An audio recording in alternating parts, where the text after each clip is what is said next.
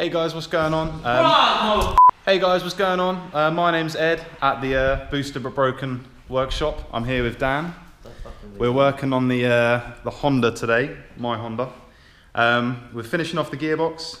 As you can see, it's in pieces. Found out what the leak was. We had the engine and gearbox basically taken apart, and this is what we found. Look at that big boy. Big old crack right there. So I had a second gearbox that I picked up from Wolverhampton, and that had the exact same problem as this one. But yeah, so I've just got it welded back up. So this is the second gearbox we have. So we got it welded up. So hopefully we should be good. So hopefully we'll get the gearbox back together this evening, put some sealant on it, leave it overnight for it to go off and harden a bit. And then tomorrow we'll stick it back in the car and hopefully we won't have any leaks. Before disassembling one of these gearboxes, you should make sure you have the skills, time and environment to do so.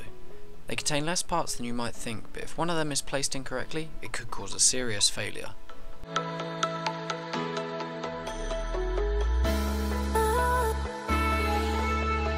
The first component to be placed into the gearbox is the differential. It's common on front-wheel drive cars to have the diff contained as part of the gearbox internals. It simply slots into the machine pocket and rests on the diff bearing.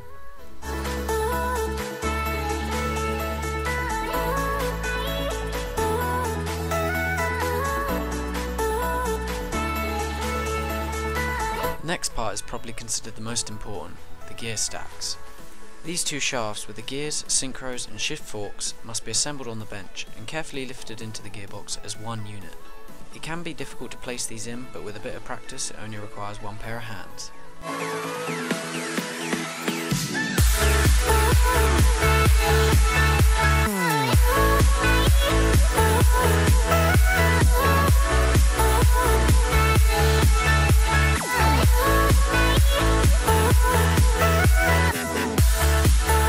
This next step in comparison will seem easy.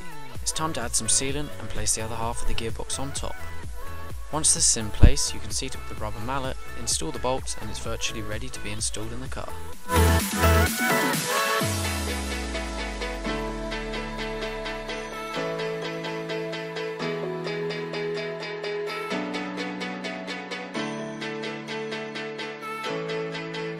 It was at this point that Ed realised that when using a rubber mallet to seat the case, the crack that had been partially welded had worsened.